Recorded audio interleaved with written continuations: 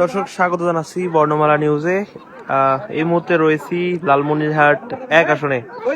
আপনাদেরকে জানিয়ে রাখতে চাই যে ত্রয়োদশ জাতীয় সংসদ নির্বাচন এবং গণভোট সকাল 7:30টা থেকে শুরু হয়ে এখন নাগাদ চলছে ভোট গ্রহণ, এবং ভোটাররা স্বতঃস্ফূর্তভাবে ভোট কেন্দ্রে আসছে এবং তাদের সাংবিধানিক যে অধিকার সেটি প্রয়োগ করছেন। আপনাদেরকে জানিয়ে রাখতে চাই যে ত্রয়োদশ জাতীয় সংসদ নির্বাচন এবং গণভোট অনুষ্ঠিত হচ্ছে লালমনিরহাটের 3টি সংসদীয় আসনে। 3টি সংসদীয় আসনের মধ্যে রয়েছে লালমনিরহাট 1 আসন, যেটি হাতীবান্ধা এবং পাটগ্রাম উপজেলা নিয়ে গঠিত, এবং লালমনিরহাট 2 আসন কালীগঞ্জ এবং আদিতমারি নিয়ে গঠিত, এবং লালমনিরহাট 3 আসন সেটি সদর উপজেলা নিয়ে গঠিত। এই 3টি আসনে সব মিলে 22 জন প্রার্থী প্রতিদ্বন্দ্বিতা করছেন। উত্তরের এ জেলায় মোট ভোটার সংখ্যা নারী এবং পুরুষ মিলে প্রায় 11,44,496 জন। লালমনিরহাট 1 আসনে নারী ও পুরুষ মিলে প্রায় 3,85,000 ভোটারের বিপরীতে প্রতিদ্বন্দ্বিতা করছেন 9 জন প্রার্থী। এর মধ্যে দলীয় প্রার্থী রয়েছেন 6 জন এবং স্বতন্ত্র প্রার্থী রয়েছে 3 জন।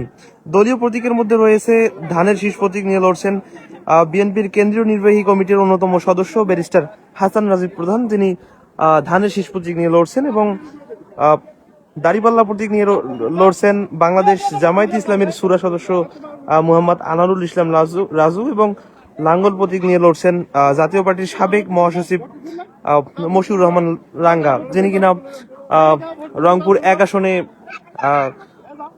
নির্বাচন করেছিলেন এর আগে। এখন তিনি তার জন্মস্থান লালমনিরহাট 1 আসনে তিনি নির্বাচন করছেন। আপনাদেরকে আর একটি বিষয় জানিয়ে রাখতে চাই যে লেবার পার্টি থেকে আনারস মার্কা নিয়ে লড়ছেন কিরগিজস্তান প্রবাসী শুভ আহমেদ। এদিকে হাত পাকা প্রতীক নিয়ে লড়ছেন বাংলাদেশ ইসলামী আন্দোলনের ফজলুল করিম শাহরিয়া, এবং মশাল প্রতীক নিয়ে লড়ছেন জাসদের হাবিব মোহাম্মদ ফারুক। অন্যদিকে স্বতন্ত্র 3 জন প্রার্থী রয়েছেন, তার মধ্যে অন্যতম রয়েছেন ঘোড়া প্রতীক নিয়ে লড়ছেন তুরস্ক প্রবাসী এবং আন্তর্জাতিক তরুণ উদ্যোক্তা শিয়াব আহমেদ।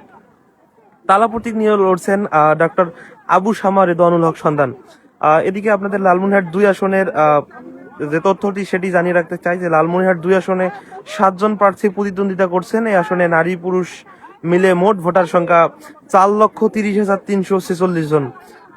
লালমনিরহাট 3 আসনে 6 জন প্রার্থী প্রতিদ্বন্দ্বিতা করছেন। এই আসনে নারী পুরুষ মিলে মোট ভোটার সংখ্যা 3,05,835 জন। দর্শক, আপনাদেরকে জানিয়ে রাখতে চাই যে সকলের সেই কাঙ্ক্ষিত ত্রয়োদশ জাতীয় সংসদ নির্বাচন সুষ্ঠুভাবে অনুষ্ঠিত হচ্ছে। এখানে আইন শৃঙ্খলা বাহিনী রয়েছেন যৌথ বাহিনী, পুলিশ, বিজিবি, আনসার এবং গ্রাম পুলিশ সদস্যরাও কিন্তু এখানে রয়েছেন। সেই সাথে যারা ভোটাররা আসছেন দলে দলে কিন্তু তারা আসছেন এবং তাদের যে ভোটাধিকার সেটি প্রয়োগ করছেন। তাদের পছন্দের যে প্রার্থী তাকে ভোট দিয়ে জয়যুক্ত করবেন এমনটাই প্রত্যাশা করছেন এখানকার ভোটাররা। আপনাদেরকে সেই দৃশ্য দেখানোর চেষ্টা করছি। আপনারা দেখছেন আসলে তরুণ ভোটার এবং যারা প্রবীণ ভোটার আছেন এবং যারা মধ্যবয়সী আছেন তারাও এখানে, মহিলারাও আছেন, তারাও এখানে ভোট দিতে কিন্তু স্বতঃস্ফূর্ত ভাবে আসছেন। আমরা এই মুহূর্তে যে আসনটিতে রয়েছি সেটি সিন্দুল্লাহ লোকমান হোসেন উচ্চ বিদ্যালয় মাঠ। এখানে আইন শৃঙ্খলা বাহিনী ব্যাপক তৎপর রয়েছেন, পুলিশ রয়েছেন, আনসার রয়েছেন, বিজিবি সদস্যরা রয়েছেন। আপনাদেরকে আমি যে লালমনিরহাট 1 আসনের যে তথ্যটি সেটি দিয়ে রাখি যে লালমনিরহাটের সহকারী রিটার্নিং কর্মকর্তা আছেন ইওনো, আমি তার সঙ্গে কথা বলেছি। তিনি যেমনটি জানিয়েছেন যে ভোট সুষ্ঠু এবং শান্তিপূর্ণভাবে অনুষ্ঠিত হবে। কোনো প্রকার আইন শৃঙ্খলার অবনতি কিংবা কোনো প্রকার অপ্রীতিকর ঘটনা এখন পর্যন্ত ঘটেনি, এমনটি কোনো সংখ্যাও নেই। তারা মাঠে রয়েছেন, এখানে বিজিবি সদস্যরা রয়েছেন। আপনারা দেখতে পাচ্ছেন যে এখানে মধ্যবয়স্ক নারী পুরুষ সবাই কিন্তু তাদের যে ভোটাধিকার সেটি প্রয়োগ করতে আসছেন। আমরা এখানে একজনের সঙ্গে আমরা আপনার সঙ্গে কথা বলতে চাই যে দীর্ঘদিন পর একটি শান্তিপ্রিয় ভোট অনুষ্ঠিত হচ্ছে, তো ভোট প্রয়োগ করে কেমন লাগতেছে এবং সব মিলে কেমন দেখছেন যে আইন শৃঙ্খলা বাহিনীর তাদের যে তৎপরতা সব মিলে কেমন লাগছে আপনার কাছে? না, আমি আসলে বিগত 3 টার্মের তুলনায়, মানে তুলনা তো করাই যাচ্ছে না, এক প্রকার দীর্ঘ 15 বছর এক প্রকার আমাদের ভোটাধিকারকে হাইজ্যাক করা হয়েছিল, তো সেটা আমরা ফিরে পেয়েছি।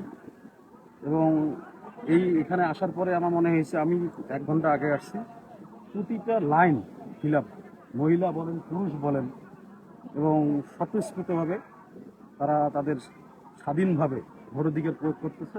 এবং আমি ভোট দিয়ে আসছি, আমি ভেতরে গেছি, ভেতরে পরিবেশও ভালো।